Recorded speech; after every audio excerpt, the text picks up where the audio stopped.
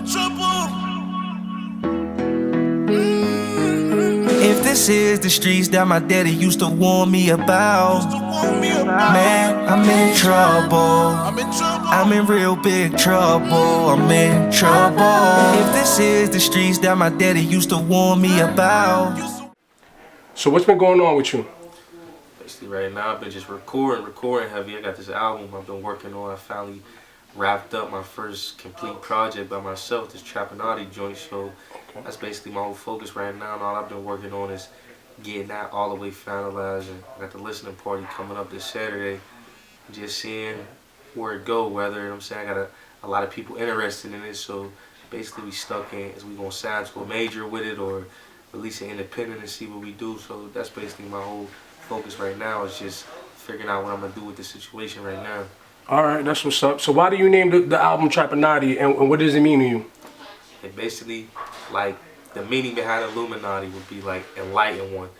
People with power in positions where they make people under them move, and you don't get to know who them people is. And I basically look at it as, if you're in the streets, it ain't something that's supposed to be flashed out and televised. It's supposed to be, you're supposed to be low key with it, and especially if you're in a high rank. So that's basically what it means to me.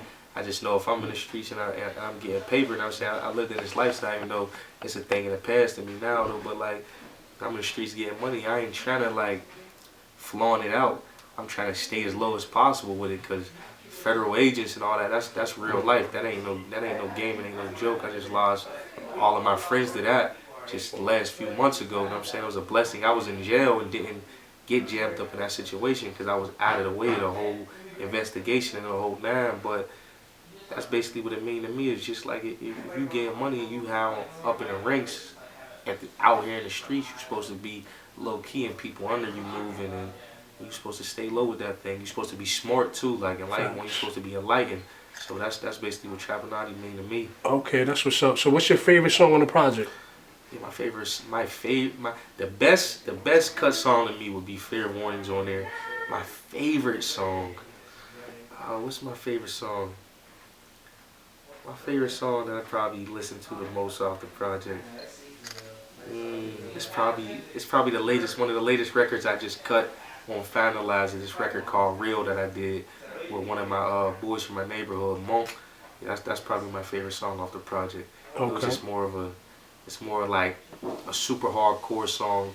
I just like went back into whenever I was first coming up in the streets basically, and just had to not give a fuck mentality.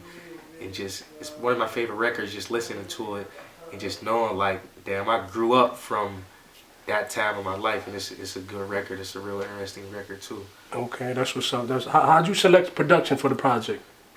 Basically, I got a in-house producer that I work with a lot named Stevie B. So basically, I didn't really select and choose. It just was who's son to write tracks to me and what made sense. Basically, like I gave everyone an opportunity and a chance be on this album, but I just basically put what fit. Like I cut a lot of records and we used what ones was perfect for this album to make the story as how we wanted it to. That's basically how I picked. Like I got A Dot on there, I got Germ, I got Dawn Cannon, Stevie B. I think that's it. Okay. Oh, and I got Hitman Tracks from out of Atlanta too. That's basically it. It was all the producers who produced on this album right here. Okay, that's what's up. That's what's up. So what's your current relationship with Hustle Gang and T.I.? What's the scoop on y'all? Like basically, like we just talking and going over things right now, and like I'm on parole, so I'm stuck right now. As of now, I can't really do too much moving. So basically, I gotta get out there and see what it is and just get the feel for things and see what I'm gonna do. Like, but T.I. is real supportive. He's on the project. We got a song on the project together, so just basically whatever I want to do, he's willing to do. You know what I'm saying? I just got to be able to move to make it happen. You feel me? Facts. All right, that's what's up. So you had your problems with the law in the past and all that. How do you plan on staying out of jail and staying positive, staying a positive influence for your fans? Basically, I just got to move smarter. It's like my main problem is just being in the wrong places and in the hood and selling drugs and be in a place where I gotta have a gun on me. But anywhere in the world you probably need a gun on you, you just never know. But now I'd rather know I got a boy, he got a gun license, so I'll keep him around me and I stay away from the hood. Like I ain't got nothing to prove. I got a career that everybody in this world don't get a chance to get, and it's really like, damn, me out of all people, it's a special thing. So I gotta take advantage of that, and I got kids, so I'm cool with being in the house and being with my kids all day. I can bring the party to me, so that's basically just how I gotta live my life now instead of being out all in the world trying to do too much. So that's how that'll be the best way to keep myself out of trouble, is staying in that studio too. Facts. All right, that's what's up. So what are your plans for the rest of the year? My biggest plans for the rest of the year, what I'm thinking, I'm just hoping that this album do so good, whether it's independent or it's with a major, that for the rest of the year I'm touring and just putting this next project together and just basically getting money, man, and just put myself in that position to where I could help other people. Because where do you take somebody if you ain't got nowhere to go? So basically that's just my whole thing for the rest of the year is just getting everything just together. Hopefully the money flowing in real lovely. And I'm just living a wonderful life. That's just how I'm hoping this year end out. I hear that. I hear that. So why do you think the whole PA Pittsburgh Round was you heavy?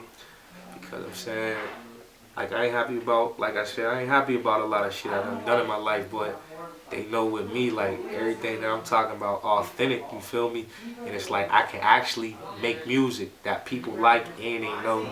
What he talking about is real. Like, he ain't just rapping. Like, they know me. Like, they seen me around way before music, so it's just way easier for them to be like, oh, dude's 100, and the respect was there before the music, so now they see the music and it's something that they really like. It ain't just some bunch of bullshit. It's like, all right, we got that dude that can finally speak for us that we never had. So that's why they behind me so heavy.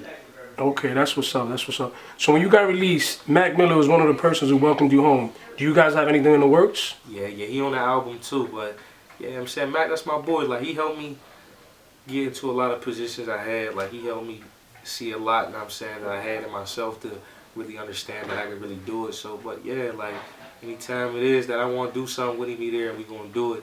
But yeah, he gonna be on this album though. Okay, and from what I hear, you guys went to school together and all of that. Yeah, we went to school together. Like, I know him since they used to call him Easy Mac back in the day before I ever thought, or he even probably thought that he would be who he is today. Yeah, we was in high school together at Taylor Olderdice, the same school that Wiz went to, but he had graduated, I'm saying, before we got there. But yeah, we rode the same school bus and all that. Okay, that's what's up. All right. So, what is the story behind the song "The Ghost of Trish"? Basically, the story behind that was I had a friend that got killed a couple years ago, Christian Edwards, T.I.P. Trish. Yeah, and it just was like, I'm saying, we made it just based off of just the way he was feeling at the time, just thinking about him and just, I'm saying, how we lost him. You know, you lose somebody, people get in those moments where it's like, oh, we got to go ride out about the situation. And that's just more what that was about, making that record. Okay. Who would you like to work with? Start with artists first, and then a producer. Signed, unsigned, it don't matter. The biggest artist I would want to work with. And if I get to work with him, that's when I know, like, all right, I made it. It'll be Jay-Z. And the producer that I really want to work with, like, I like to work with Timberland and Pharrell, because it'll bring the versatility that I've been working on in a lot of my latest records, on really making, like, different music, but the same, like, with the same content of things, and just them will be the big producers and the artists that I would want to work with. Okay, that's what's up. So, what do you think separates you from other established artists in the game? It separates me, I believe, like, I paint a picture with my music, and I listen to a lot of people that they give you one side of things. Like, a lot of artists, they give you, oh, the good side of, oh, I'm getting money, this and that, a third. But I actually give you, hard, I'm getting money, but this is the consequences behind doing it, you feel me? And, like, a lot of people ain't really been through what they rap about, so that makes it different for me than a lot of other artists. And I'm younger, and I feel like I'm... How old are you, by the way? I'm 22. Okay.